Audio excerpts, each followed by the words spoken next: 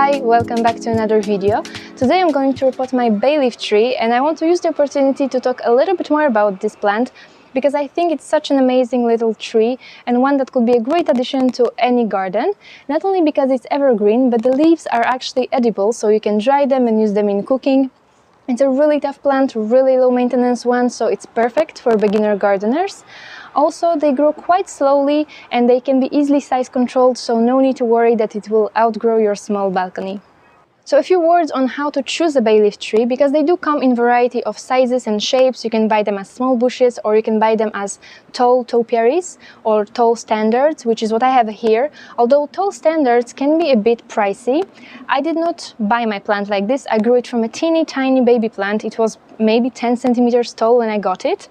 So if you know someone who has a bay leaf tree, you can perhaps take a cutting, because they grow really easily from cuttings, or oftentimes mature plants produce baby plants all around. So maybe you could take a baby plant and grow it like this. I think that's always a fun experiment, to grow them from a little teeny tiny baby plants or cuttings.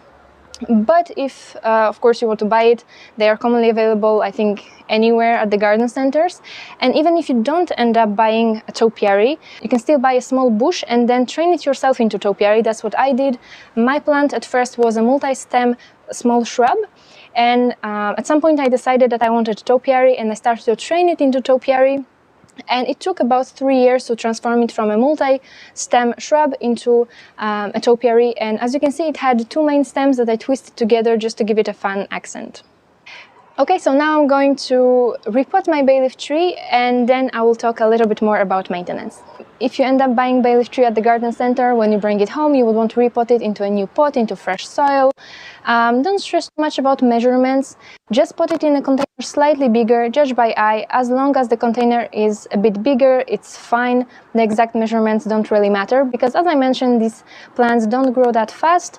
Also, they don't need to be transplanted too often. Every 2-3 years is largely sufficient. When your plant is young, you can put it into a multi-purpose potting mix with added compost. It will do just fine. That's what I use up until now.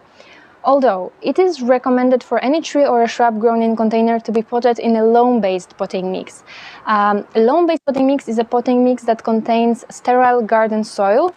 So the difference between the loam-based potting mix and multi-purpose potting mix is that multi-purpose is very lightweight. Most of the time it contains different types of peat, and the loam-based contains an actual garden soil. The advantage of this is that the garden soil holds on to more moisture, so the soil will not dry out as quickly. It also holds on to more nutrients, so the nutrients are kept in the soil. They don't leach out like they would with peat-based or coconut fiber-based multi-purpose potting mix. Loam-based potting mix is also heavier, so it provides more stability, because multi-purpose dries out really quickly, and then the pot becomes really light and can be easily knocked over in the wind. I know that in the UK, loam-based potting mix is really common and it's like available everywhere, but here in France it's not available anywhere. I have never found a loam-based potting mix here in France. So what I discovered recently is that I can actually get a bagged loam. So not yet a potting mix, but a bagged garden soil. So I bought this and I mixed it with different things to create my own loam-based potting mix. I'm not gonna share the ratio just now, because it's an experiment. It's the first time that I'm trying this. So if it works, later on I can share with you how I'm creating my own loam-based potting mix. But all of that to say that if you can get a loam-based potting mix, that would be ideal. If it's not available where you live, then multi-purpose with added compost will do just fine. Okay, first I'm gonna remove the old mulch. I'm using pebbles. You can use anything as mulch, wood chips, bark, compost, or anything that is available locally to you will do just fine.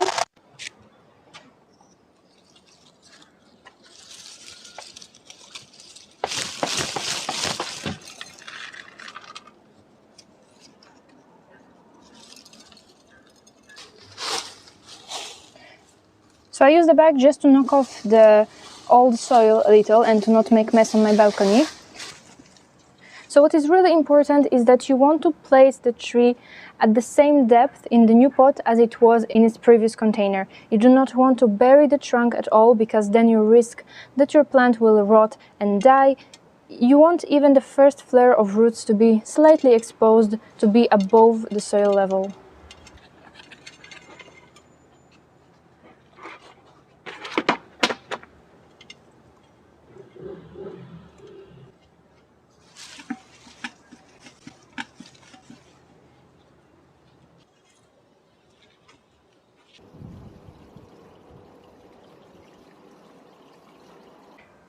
So now that the bay leaf tree is planted in a fresh soil and in a new pot, let's talk about how to take care of it. Bay leaf trees can be grown either in full sun or partial shade.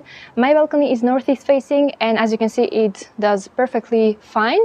They don't require pruning, like you don't have to prune them if you don't want to, but in late spring you can pinch out the ends of new shoots to promote more bushy growth.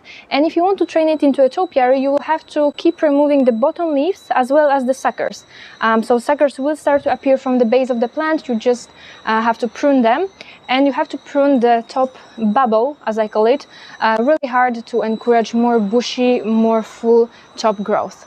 They can tolerate some drought, but if you are someone who waits for plants to wilt before you water, don't do it with a bay leaf tree, because bay leaf tree is not gonna wilt. So if you don't water it for long enough time, the leaves will start to yellow and fall off. So keep it well watered and feed it regularly, because if you don't water it enough and if you don't feed it enough, bay leaf tree can easily catch scale insects, and it can also catch powdery mildew. I fertilize my plant with an organic seaweed fertilizer, Alga Grow, which is rich in nitrogen. Okay, and a few last words about winterizing your bay leaf trees. They are not very frost resistant, so if the temperatures drop below 5 degrees Celsius, they should be protected. I garden in zone 8B, and we do have temperatures lower than -5 degrees Celsius, and I have never protected my bay leaf, not even when it was a baby plant. But of course, don't take any risk and protect your plant. It depends on your climate. Of course, if you live if the winters are really cold where you live, you may need to take your bay leaf tree indoors.